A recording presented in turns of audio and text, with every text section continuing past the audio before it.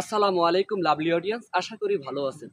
বাংলাদেশের আবারও নতুন করে ক্যাপ্টেন্সি দিয়েছে নাজমুল হোসেন শান্তকে। সেই শান্ত কিন্তু একটা সময় ৩ ফরম্যাটই ক্যাপ্টেন ছিলেন। আর এটাই কিন্তু বাংলাদেশের একটা নজির আছে যে শান্ত একাই ৩ ফরম্যাটের ক্যাপ্টেন ছিলেন। সেই শান্ত গত ৪ মাস আগে ক্যাপ্টেন্সি হারায় ওডিআই থেকে, এবং তাকে না জেনেই বিসিবি সিদ্ধান্ত গ্রহণ করেছে তৎকালীন ফারুক আহমেদের, যখন বিসিবি ছিলেন, অন্তর্বর্তীকালীন বিসিবি ছিলেন, তখন তাকে ওডিআই ক্যাপ্টেন থেকে সরে নিয়ে ক্যাপ্টেন দিয়েছেন মেহেদী হাসান মিরাজকে। তখন তার থেকে আপসেট মনে হয়েছে, এবং শ্রীলঙ্কার সাথে পাল্লে খেলতে সেই জুলাই মাসে খেলা ছিল, মেবি একটা জয় করেছিল। তারপর প্রেস কনফারেন্সে তিনি বলেছে আমি ক্যাপ্টেন্সি থেকে সরে দাঁড়াবো, টেস্ট ক্যাপ্টেন্সি থেকে। এন্ড অফ দ্য ডে তিনি সরে দাঁড়াইছেন। আবার সেই রিমাইনিং ৪ মাস পরে আবার তাকে ক্যাপ্টেন্সি দিয়েছে, এবং তিনিও সেই শান্ত বলছেন যে আমি ক্যাপ্টেন্সি নিব না, জোর জবরদস্তি করে আবার সেই শান্তকে ক্যাপ্টেন্সি দিয়েছে।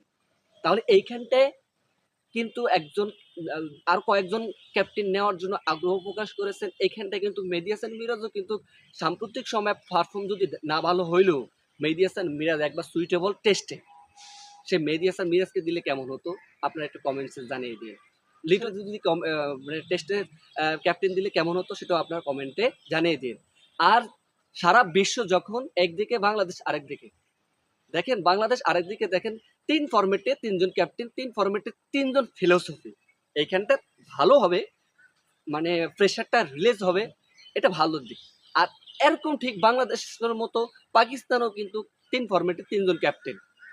২ দেশ ছাড়া আর না হলে কিন্তু সমস্ত দেশ আছে তাদের একজন মানে একজন ক্যাপ্টেন থাকে ওডিআই অথবা টি-20, একজন আরেকজন ক্যাপ্টেন থাকে অথবা টেস্ট অথবা ওডিআই। এভাবে করে সারা বিশ্বে একরকম, আর আমাদের বাংলাদেশে আরেক রকম।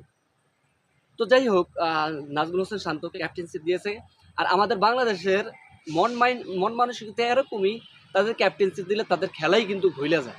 যেমন মেহেদী হাসান মিরাজের ক্যাপ্টেন দিয়েছে, তার খেলা যে মানে এত ভালো পারফর্ম, এত ক্লাসিক্যাল খেলোয়াড় একেবারে নষ্ট হয়ে গেছে। ক্যাপ্টেন্সি দিলে তাদের কি এরকম অবস্থা হয় আমি নিজেও জানি না। তো আগামী আয়ারল্যান্ডের সিরিজের শুরু হবে এই মাসের ১১ তারিখে শুরু হবে আয়ারল্যান্ডের সিরিজ, টেস্ট দিয়েই শুরু হবে। ডেফিনেটলি শুভকামনা থাকবে বাংলাদেশের জন্য। ক্যাপ্টেন নাজমুল হোসেন শান্তর নেতৃত্বে আবারও ক্রিকেট দাঁড় করাবে। আর অবশ্যই ক্যাপ্টেন্সি কোনো ফ্যাক্ট না, ফ্যাক্ট হচ্ছে বাংলাদেশের এন্ড অফ দ্য ডে সবাই যদি ভালো খেলে তাহলে কিন্তু বাংলাদেশ একটা সময় ক্লিক করতে পারবে বিশ্বের দরবারে। অবশ্যই আপনারা বিসিবির এই মানে নাজমুল হোসেন শান্তকে ক্যাপ্টেন দিয়েছে, আপনাদের কি মতামত সেটা কমেন্টসের মাধ্যমে জানিয়ে দিবেন।